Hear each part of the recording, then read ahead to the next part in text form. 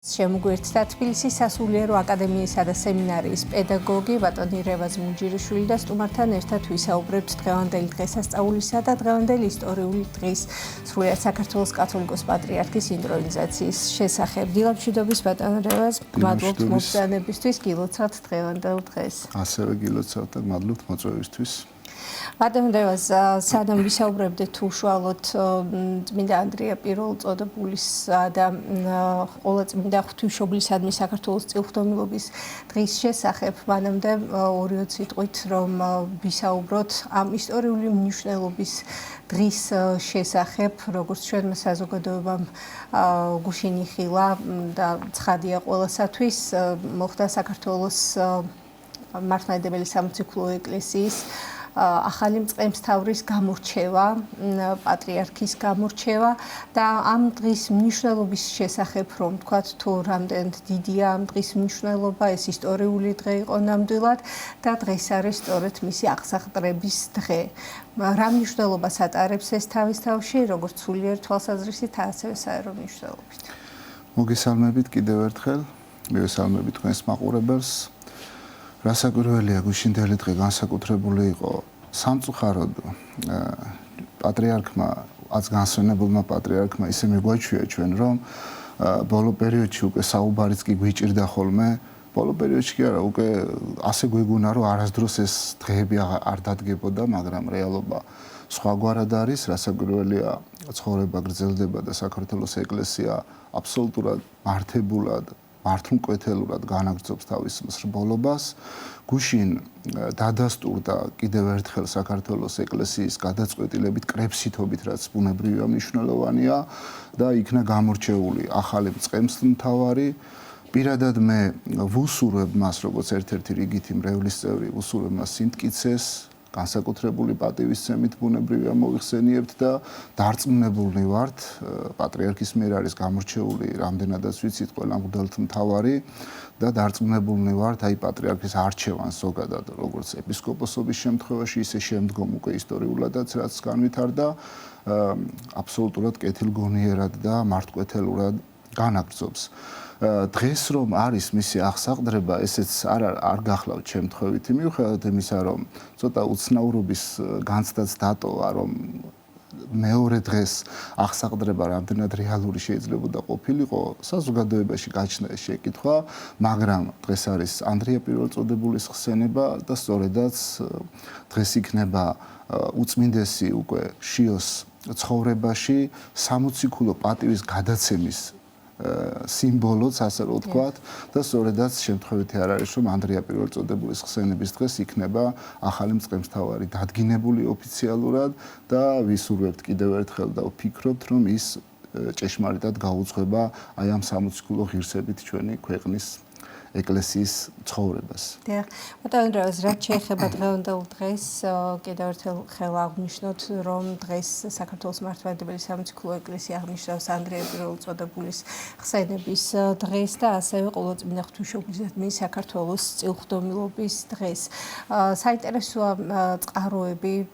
თუ სად არის მოხსენიებული ეს ყველაფერი, ზოგადი ინფორმაცია, რა თქმა უნდა, ყველამ ძალიან კარგად იცის, განსაკუთრებით მათ, ვინც დედა ეკლესიის წევრი არის, მაგრამ კიდევ ერთხელ უფრო მეტი ინფორმაცია რომ ვიაწოდოთ ჩვენს მაყურებელს და წყაროებზე დაყრდნობით რომ ვისაუბროთ და მათი ყურადღება უფრო მეტად გავამახვილოთ ამ დღევანდელი დღის მნიშვნელობაზე. დიახ, ორმაგად მნიშვნელოვანია ჩვენთვის დღევანდელი დღე, იმიტომ რომ პირველად საუბარი ეხება მოციქულს, ერთ-ერთ ყველაზე გამორჩეულ მოციქულს და ვიცით ჩვენ რომ ის არის პირველწოდებული, სწორედაც ამას გულისხმობს, პირველი იოანესთან ერთად, როგორც საეკლესიო გადმოცემა გვაუწყებს და როგორც იოანეს სახარებაში არის მითითებული, პირველი საერთოდ რომელიც ქრისტეს შეუდგა ჯერ იოანეს იყო დამოწამფებული და შემდგომ უკვე მაცხოვარს დაემოწაფა. და ზოგადად მოციქულის ხსენება რასაკვირველია განსაკუთრებულია და ჩვენი ქვეყნისთვის კონკრეტულად იმიტომ არის განსაკუთრებული, რომ საეკლესიო წყაროების მიხედვით, რომელიც სწორედაც ჩვენს ისტორიოგრაფიაზე არის დაფუძნებული, ბუნებრივად ამის შესახებ აუცილებლად ვიტყვით, საქართველოში იქადაგა სხვათა შორის დღევანდელი დღე სწორედაც საქართველოში ქადაგების ეს ამ ინტერესისთვის ვინმე რომ მოიძიოს დღევანდელი დღის ისტორიული დეტალები, ან თუნდაც კალენდარული კუთხე კუთხით საქართველოს გარდა თითქმის ვერსად ვერ ნახავს დღევანდელ დღეს, იმიტომ რომ ეს არის უშუალოდ საქართველოში ქადაგების, საქართველოში შემოსვლის პერიოდი, გარდაცვალება საკუთრივ 13 დეკემბერს არის მისი ხსენება, რაც რა თქმა უნდა სოფლიო მართლმადიდებლური ეკლესიის მიერ არის აღნიშნული. წყაროები მიუხედავად იმისა, რომ მოციქულებთან დაკავშირებით ზოგადად ძალიან დიდი სიმწირით გამოირჩევა წყაროები, ეს ბუნებრივიც არის, პირველი საუკუნის მოღვაწენი არიან და ასე მარტივი არ იქნებოდა მათი აღწერა, მაგრამ მაინც არის მეტნაკლებად შემორჩენილი განსაკუთრებით ქართულ ისტორიოგრაფიაში დამკვიდრებული, დიახ, დადასტურებული, შეიძლება ითქვას ის მოსაზრება, რომ ნამდვილად იქნა ანდრია პირველწოდებული საქართველოში შემობრძანებული. ახლა ადვილი არ არის კონკრეტული ადგილების ლოკალიზაციის განსაზღვრა თუ სად რომელ ქალაქში, გადმოცემის მიხედვით აჭარაში იყო შემოსული ანდრია პირველწოდებული, ყველაზე უფრო გავრცელებული ვერსიის მიხედვით, რაც სხვა ისტორიულ წყაროებსაც თან ხვდება, სხვათა შორის ჩვენ უნდა ვთქვათ ასეთი რაღაც. გვაქვს ქართული ისტორიოგრაფია და გვაქვს უცხოური წყაროები, რომელიც ესე პირდაპირ საქართველოზე არ ამახვილებენ ყურადღებას, მაგრამ მათზე დაფუძნებით, მაგალითად, ქართული ისტორიოგრაფია, სანდო ისტორიოგრაფია. აქ ახლა საუბარი არ არის ბუნებრივად რაღაც ისეთ წყაროებზე, რომელიც შეიძლება მიკერძოებული იყოს. აქ არის ისეთი მნიშვნელოვანი და დავასახელოთ თუნდაც ერთ-ერთი პირველი. არის უწყება, რომ წმინდა ექვთიმე-ათონელმა თარგმნა ნიკიტა პაფლაგონელის უწყება ანდრიას ცხოვრების, ანდრიას წამების შესახებ და ეს არის ერთ-ერთი პირველი დადასტურება. არის ძალიან მნიშვნელოვანი წყარო, სხვათა შორის წმინდა გიორგი მთაწმიდელის ცხოვრებაში და ეს რამდენადაც საქმე ეხება ერთი მხრივ გიორგი მთაწმიდელს, მეორე არის ძალიან საინტერესო. თვითონ იქ ისტორიული თვალსაზრისით ისეთი მნიშვნელოვანი დეტალია, შეუძლებელია იქ რაიმე სიცრუესთან და გაყალბებასთან კონდეს საქმე. რომ მართალია გავრცელებულია მოსაზრება და ასეც არის, რომ ეს მიმოსვლა ანდრიაისი უფრო აპოკრიფულ ძეგლს განეკუთვნება, მაგრამ დავიმოწმებ გიორგი მთაწმიდელის ცხოვრებიდან, როდესაც რომანაწმინდას მონასტერში მოღვაწე ქართველებისადმი შური აღეძრათ, რამდენიმე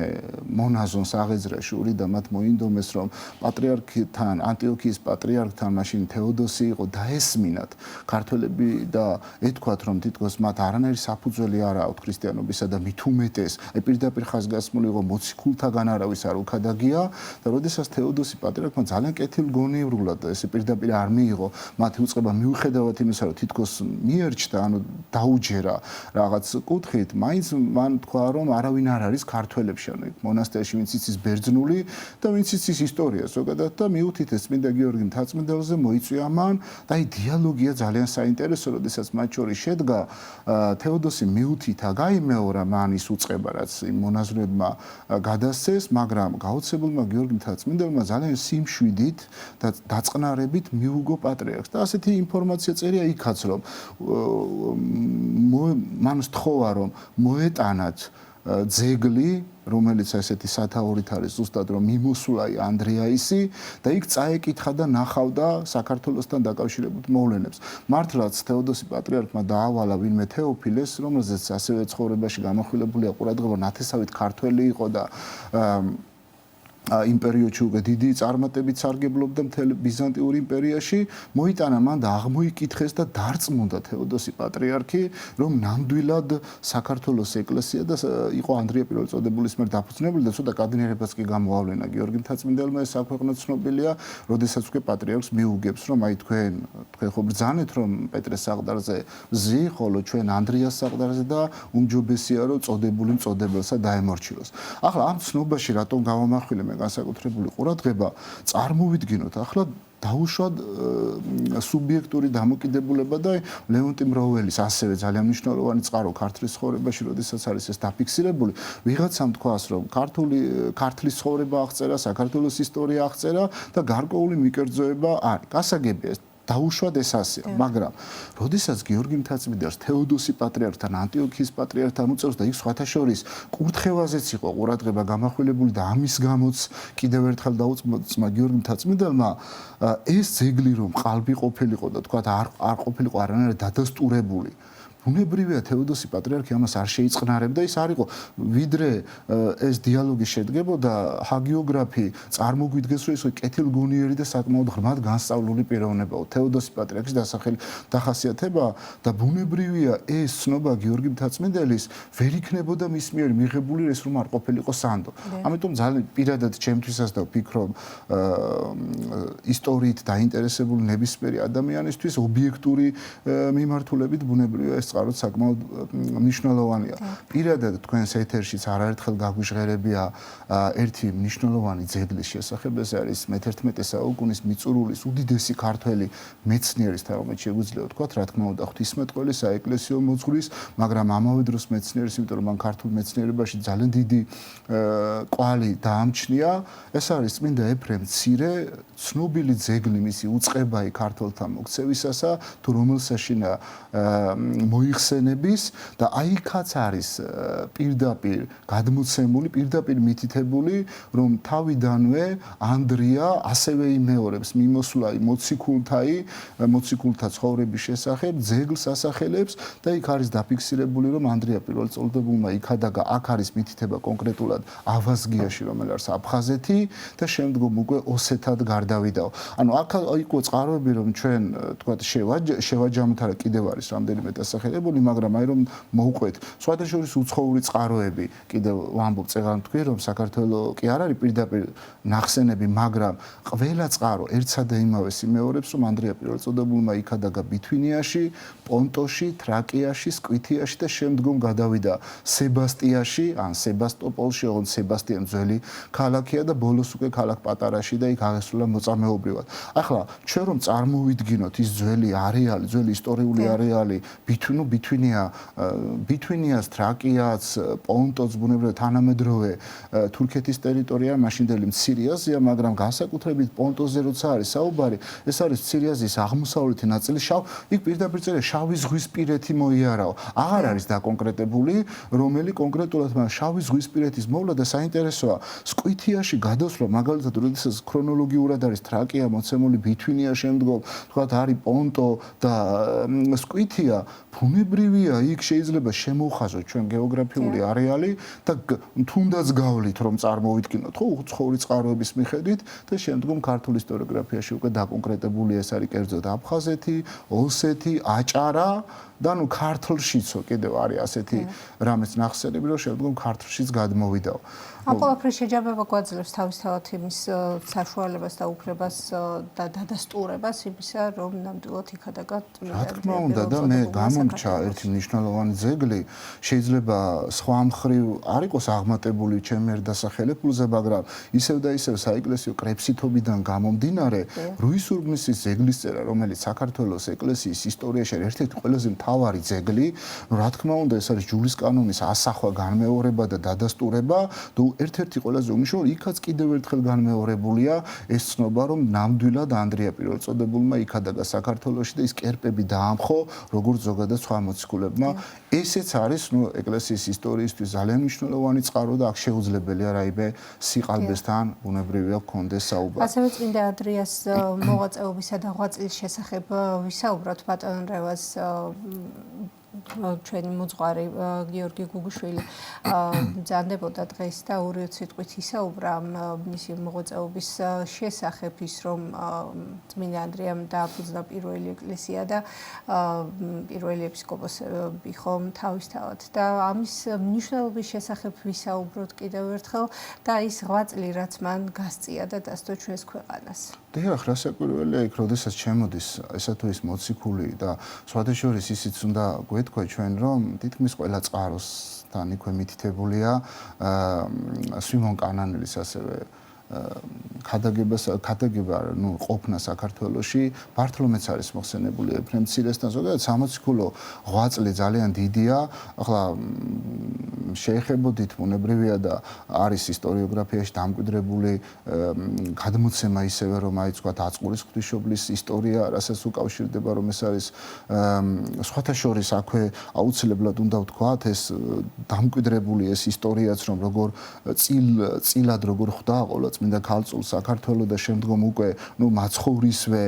თხოვნით რომ ის უნდა დარჩენილიყო იერუსალიმში და მის ნაცვლად გაეგზავნა ვინმე რომელიმე მოციქული რომელსაც თვითონ არჩევდა და ყოვლადწმინდა ქალწულმა გადმოცემის მიხედვით არჩია სწორედაც ანდრია პირველწოდებული სვიმონ კანანელთან ერთად და შემდგომ მან თავისი პირის სახე როგორ გამოსახა ტილოზე და მან გამოატანა და სწორედ ამით ჩამოდის ანდრია პირველწოდებული და გადაგებს საქართველოში არაერთ სასწაულს აღასრულებს უკდარიც კი აღადგინაო პირდაპირ არის მითითებული ახლა ასევე წყაროებში მოცემულია რომ სამწუხაროდ აი ამ ქადაგებამ მასშტაბური ხასიათი ვერ მიიღო სამწუხაროდ იმიტომ რომ საქართველოს ისევ მიიდრიკა შემდგომ კერთაყვანისმცემლობისკენ და სხვათა შორის ასევე ეფრემ ცირის უწყებაში ასევე რუისუბნისის ზეგლის წერაში შემდგომ უკვე წმინდა ნინოს შემოსვლა მეოთხე საუკუნეში იყო გაგრძელება იმ გზის რაც დაამკვიდრა ანდრია პირველწოდებულმა საერთოდ ჩვენ ვიცით რომ ეკლესიის ისტორიაში ეკლესიის ისტორიებში სხვადასხვა ქვეყნის სამოციქულო ქადაგებას გადამწყვეტი მნიშვნელობაც კი ენიჭებოდა ამა თუ იმ ეკლესიის ავტოკეფალიის აღნიშვნასთან დაკავშირებით და საქართველოს ყოველთვის იღწოდა იმისგან რომ თავისი კუთვნილი ადგილი დაემკვიდრებინა იქიდან გამომდინარე რომ ნამდვილად არის ანდრია პირველწოდებულის მიერ ანუ მოციქულის მიერ ქადაგებული ჩვენი ქვეყანა ახლა ამის საშუალება ჩვენ არ მოგვეცემა დროიდან გამომდინარე მაგრამ არაერთი წყარო კიდე სხვა როგორც ტოპონიმური ისე ტერმინოლოგიური წყარო მიუთითებს იმაზე რომ ნამდვილად პირველივე საუკუნიდან საქართველოს თანაზიარე იყო ქრისტიანობასთან და ბუნებრივია ეს სწორედაც მოციქულთა მიერ უნდა მომხდარიყო დიახ, ასევე გავამახვილოთ ყურადღება ყოველწმინდა ღვთისმშობლისადმი საქართველოს წილხდომილობის დღე არის დღეს და თუ რა მნიშვნელობას ატარებს ეს თავისთავში როგორი არის დამოკიდებულება ამ დღისადმი, რას ნიშნავს ეს რა პატივი არის ჩვენი ქვეყნისათვის და როგორი აღქმა და დამოკიდებულება უნდა გვქონდეს ჩვენ. რა თქმა უნდა ძალიან დიდი პატივია მართლაც და პატივთან ერთად ცოტა გარკვეული სირთულეც არის, იმიტომ რომ რაც დიდია პატივი, მით მეტი პასუხისგებლობა გვაქვს ჩვენ. აქაც როდესაც ჭვისთვალით უყურებენ ხოლმე, ხა ჩვენ არ უნდა დაგვავიწყდეს საქართველოში დღესაც და პირველივე საუკუნიდან როგორი დიდი სიწმინდე იყო დავანებული და ბუნებრივია, აი როგორც შეფასებულია სხვათა შორის არა მარტო ქართულში, არამედ სხვა წყაროებშიც რომ ეს იყო ამ ქვეყნად მატერიალური თვალსაზრისით ყველაზე დიდი სიწმინდე რაც კი ქრისტესგან დარჩა დედამიწაზე მატერიალური თვალსაზრისით ბუნებრივია და სად მოისურვებოდა ყოვლადწმინდა ქალწული კენჭისყრა რომ გადავდოთ გვერდზე ბუნებრივია თავისი ნებიცად ისურვებდა წასვლას თუ არა იმ ადგილას სადაც იყო გადმოცემა რომ მატერიალური თვალსაზრისით კიდევ გავიმეორებ ერთ-ერთი ყველაზე დიდი სიწმინდე და რომელიც საეკლესიო ტრადიციად მისივე მოქსოვილი იყო და ბუნებრივია ეს იქნებოდა ერთ-ერთი გამოხატულება იმისა როგორ მოესიყვარულებოდა თავისივე ნაშობს მის მიერ ნაშობს ბუნებრივია მას სრული გააზრება ჰქონდა ეს სანდო წყაროა აი ამ ჩემი ერთ ჩამოთვლილ წყაროებში არა ყველგან მაგრამ იგივე რუისუბნისის ზეგლის წერაში ეფრემ ცირესთან ეს ინფორმაცია ჩვენ არ ხვდება ლეონტი მროველის ქართლის ცხოვრებაშიც არის დაფიქსირებული ეს ცნობა დიახ რომ ყოვლადწმინდა ღვთისმშობელმა როდესაც მოისურვა საქართველოში მაგრამ წეღანას თქვი რომ აცხოვრის გადაწყვეტილებით მას ეს არ მოუწია და მან აირჩია ანდრია პირველწოდებული, მაგრამ საკუთარი ასე თავი, ასე რომ თქვა, წარუდგინა იმ სახით, რომ ტილოზე გადავიდა მისი გამოსახულება და შემდგომ, როდესაც ანდრიამ ჩამოიტანა, ასევე კეთზე იქნა გადატანილი ეს გამოსახულება და რა თქმა უნდა, განსაკუთრებულია, იმიტომ რომ როდესაც ყოვლადწმინდა ქალწულს ეხება საქმე და ეს არის დიდი ღმერთისმერეო არაერთ წყაროებში მითითებული ყველაზე დიდი პატივი სწორედაც მას განეკუთვნება არა ღმერთობამდე გამომდინარე არამედ უდიდესი სიწმინდიდან გამომდინარე და ყოვლადწმინდადაც ამიტომ სახელდებთ და როდესაც საქართველოს უკავშირდება და საქართველოს გახდა მისი რჩეული ეს არის პატივთა შორის ერთ-ერთი განსაკუთრებული მაგრამ წეღანას ეს რა თქმა უნდა იმას არ ნიშნავს რომ უწმინდესი ღვთისმშობელი მხოლოდ საქართველოს მფარველი არის არამედ სრულიად სამყაროსი თავისთავად. საერთოდ ერთი რაღაცა პრობლემა არის ხოლმე ზოგადად, რომ მოციქულები განყენებულნი არიან და მათ შორის ყოლაწმინდა ქალწულიც განყენებულია ყოველგვარ ლოკალურობას, ანუ ის რომ ჩამოვიდა საქართველოში, დაუშვათ ისევ ვაგრძელებთ იმ თხრობას, ჩამოვიდა საქართველოში არ ნიშნავს იმას, რომ მხოლოდ საქართველოს მომაქცეველია და საქართველოს ფარველია. ასე ძალიან დიდი პრობლემა შეიქმნება და პავლე მოციქულთან დაკავშირებით არ დარჩენილა ადგილი, სადაც მას ფეხი არ დაუდგავს. მაშინ უნდა ვთქვათ, რომ მხოლოდ პავლე მოციქულია მთელი მსოფლიოს მომაქცეველი და სხვა არავინ არა. ეს წარმოუდგენელია მოციქულები. მეტიც აი ხანდახან არის ხოლმე დამკვიდრებული, რომ მოციქულებს საუბრობენ, რომ ისინი არიან ეპისკოპოსები, ისინი არ არიან ეპისკოპოსები. ეპისკოპოსებზე მაღლად განან. ისინი არიან მომაქცეველი, ქადაგებელნი და ყოლაწმინდა ღვთისმშობელის ბუნებრივია არ იგულისხმება, რომ მან საქართველოს აირჩია და მხოლოდ საქართველოს ფარველია და საქართველოსთან არის დაკავშირებული და სხვა. უბრალოდ რადგანაც იმ მიზეზების გამო, რაც უკვე ვთქვით, საქართველოს იქნა მის მიერ არჩეული, წილისყრით იქნება თუ საკუთარივე ბუნებრივია არჩევანით, ეს ჩვენთვის განსაკუთრებულია, ოღონდ განსაკუთრებულია რასთან დაკავშირებით. თუნდაც მოდი ასე დავახასიათოთ. არა იმიტომ, რომ ყოლაწმინდა ქალწულმა აირჩია საქართველოს, რატომაც ყოვლად წმინდა ქალწულმა საქართველოს აირჩია, აი ამ ნიშნით არის ჩვენი ქვეყანა დაფასებული. ახლა ის არ აირჩევდა ისე უბრალოდ, ან მართლაც დამთხოვითი არ იქნებოდა აქ, ისევ და ისევ მეორე მან აირჩია ის ადგილი, სადაც ყველაზე დიდი დასაყრდენი იქნებოდა იმ პერიოდში, როგორც მოსახლეობა იქნებოდა, ასევე ყველაზე დიდი. ეს ჯაჭვური რეაქცია ან კვართმა თქვათ მაცხოვარმა რატომ ისათნოა, რომ კვართი დავანებულიყო საქართველოში, ხო? ჩვენ რომ წამოვყვეთ ამ ისტორიას, მივალთ იმ ძირამდე, რომ საქართველოს ჰქონდა ბუნებრივია იმის დამტევნელობა, რომ ეს დიდი სიწმინდე მიიღო, შემდგომ ყოლაწმინდა ღვთისმშობლის წილხვედრილი გამხდარიყო და მოციქულს ეგათაგა და ასე შემდგომ და ასე. განმარტებანი როგორია წყაროებში ამასთან დაკავშირებით? ყოლაწმინდა ღვთისმშობლის ღვთისმშობლისადმი წილხვდომილობის შესახებ საქართველოს. აი პირდაპირ ასეა მითითებული, რომ ეს არის კიდევ ამბობთ პატივთა შორის უდიდესი და ჩვენთვის განსაკუთრებული მოვლენა და ოღონდ დიდი პასუხისმგებლობა, რომ ყოვლადწმინდა ღვთისმშობლის ეს წილხვედრილობა ჩვენივე ცხოვრებით, ეკლესიის ცხოვრებას გულისხმობ ბუნებრივია იქნას დადასტურებული, რომ ანუ გახდეს საცნაური ყველასთვის, რომ ჩვენ ღირსნი ვიყავით ნამდვილად, რომ ღვთისმშობელმა აირჩია სწორედად საქართველო და არა სხვა რომელიმე მხარე, თუნდაც ესე პირობითად აღნიშნოთ ბუნებრივია და ეს არის უდიდესი გამოხატულება და მოწოდება ყოველთვის, სხვათა შორის აი გრუისუბნის ზეგლის წერაშიც მოწოდება ყოველთვის იმის შესახებ, რომ ჩვენ უცვლელად და უდიდესი პატივით უნდა დავიცვათ ეს განსაკუთრებული მოვლენა და არასდროს არ უნდა გარდახვდეთ ამ სარწმუნოებისგან და სხვათა შორის საქართველოს ეკლესიის საკეთილდღეოდ შეიძლება ითქვას, თუ კი შეიძლება ასე აღნიშნოთ, რომ აი თუ გიორგი მთაწმინდელის წყაროს დავესესხებით, თუ ივანე საბანიძის ნათქვამს გავიხსენებთ, რომ საქართველოს ერთგზის რომ იტვირთა ქრისტიანობა, მას შემდგომ უკვე აღარ უარუყვია და აღარ გადაუხვევია ამ სარწმუნოებისგან. აი ესეც ბუნებრივია განსაზღვრულია უკვე ღვთისმშობლის ამ წილხვედრილობით და მე ვისურვებდი პირადად მე ვისურვებდი რომ მართლაც სიცოცხლის ბოლომდე ჩვენი სამყაროს აღსასრულამდე დიდი პატივით მიგვეტანოს ეს განსაკუთრებული მოვლენა და როდესაც წარდგებით ანუ ქვეყანა ზოგადად წარდგება თითოეული ჩვენგანი ამაყად გვეთქვას, კადნიერად გვეთქვას, რომ ჩვენ დიახაც ვიყავით ღვთისმშობლის წილხვედრილი და ამის საფუძველი ყველანაირი ქონდა როგორც კიდევ ამბობთ პრაქტიკული თვალსაზრისით, ანუ იმ ყოფითი ფაქტებიდან გამომდინარე, ისევე ჩვენი ცხოვრების წესიდან გამომდინარე უპირველესად. დიახ, და რაც შეეხება ისევ და ისევ წყაროებს რომ მიუბრუნდეთ ბატონ რევას, რატომ ხდება ასე, როდესაც გვაქვს რეალური ისტორიული მონაცემები, დადასტურებული ფაქტები, წყაროები და მაინც არის ხოლმე მცდელობა, რომ ეს ყველაფერი შეიძლება ის დაგვარად მოახერხონ, რომ გააბათილონ და სხვა წყაროები შექმნილი თუ როგორ შეიძლება ვუწოდეთ წყაროები დაუპირისპირონ. არ ვიცი, ეს ალბათ ცოტა გლობალური პრობლემაა, სავარაუდოდ არა მარტო საქართველოს ეხება, საერთოდ თანამედროვეობაში გარკვეული ნიჰილიზმი არსებობს. წყარო სიძველესთან დაკავშირებით და თითქოს ისტორიკოსები ცდილობენ რომ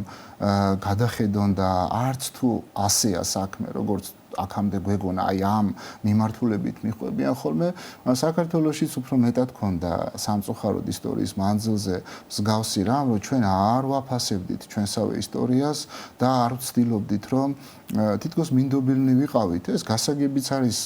რომ დიდი, თქვათ, არც პაექრობის სურვილი ქონდათ, არც რაღაცა განსაკუთრებულ ყურადღებას აქცევდნენ ისევ და ისევ პაექრობიდან გამომდინარე, მაგრამ როდესაც უკვე მომწიფდა ვითარება და საქართველოს უწევდა დაცვა, როგორც თუნდაც წეგან გიორგი მთაწმიდელი ვახსენე, რომ მას მოუწია, ახლა კადნიერება იყო რასაკვირველია, უბრალო ბერი, როდესაც მიდის და ანტიოქიის პატრიარქთან ამხელა გამსწავლელობით კადნიერებას იჩენს, ბუნებრივია ეს მარტივი რაღაც არ იქნებოდა, მაგრამ სხვაგვარად წარმოუდგენელი იქნებოდა იმ პერიოდში გიორგი მთაწმიდელის ზურგზე იმ დროს იდგა დიდი პასუხისმგებლობა, რომ საქართველოს უნდა დაეცოდა. მე ვფიქრობ, რომ დღეს ჩვენ უნდა დაუბრუნდეთ მსგავს დამოკიდებულებას, კიდევ ერთხელ ვამბობთ, რომ სამწუხაროდ ჩვენს ქვეყანაში და ზოგადად მსოფლიოში ასეთი რამ ტენდენცია არის გავრცელებული, რომ ეჭის თვალით უყურებთ ხოლმე. სხვადასხვა არა მარტო მოციქულთან დაკავშირებით, წმინდა ნინოსთან დაკავშირებითაც გავსი ნიჰილიზმი შეინიშნება ბოლო პერიოდში ჩვენს ქვეყანაში და ძალიან დიდი მართლა დიდად სამწუხაროა და ეს რას დაემსგავსება მაშინ, რომ მთელი ისტორიოგრაფია მაშინ ჩვენ თვალწინ გაყოლდება და ნებისმიერ მოვლენაზე დაგვჭირდება და ვიტყვით, რომ რა ვიცით, რომ ეს ნამდვილად ასე მოხდა. მე არაერთხელ მithქვამს და კიდე გავიმეორებ, რომ თუკი ჩვენ ასე ეჭვის თვალით შევხედოთ, მაშინ რა ვიცით, რომ დიდგორის ბრძოლა მოხდა. იმიტომ რომ მით უმეტეს დიდგორის ბრძოლას რატომ ვამბობ?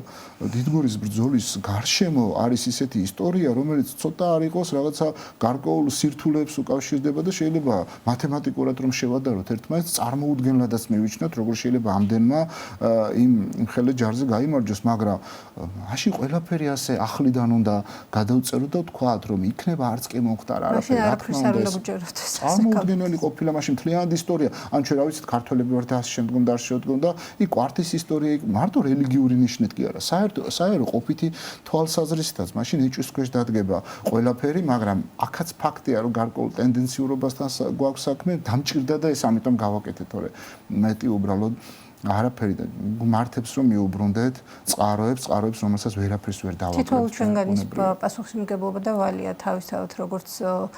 გიორგი მთაწმინდელმა დაიცვა ჩვენი ქვეყანა, ასევე ჩვენც თითოეულ ჩვენგანზე არის ეს პასუხისმგებლობა, არ აქვს მნიშვნელობა სასულიერო პირი ხარ თუ საერო პირი ხარ, ყველას ვალი არის ეს აბსოლუტურად და თავისთავად ამ ყველაფრის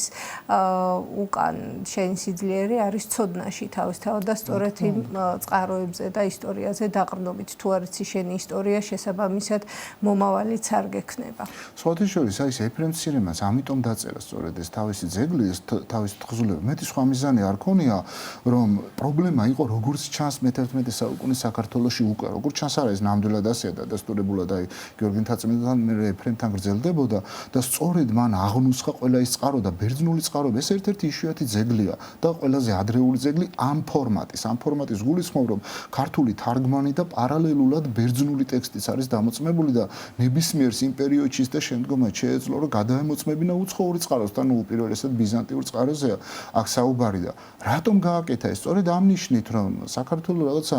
მიმყოვრებული იყო და უკვე აღარ აქცევდა ასეთ წყაროებს ყურადღებას და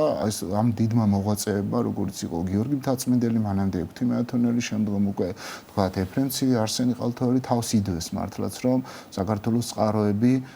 გაეცოცხლებინათ და არათუ გაეცოცხლებინათ ძალიან დიდი ავტორიტეტის კი მიენიჭებინათ. ეს ასეა და ჩვენც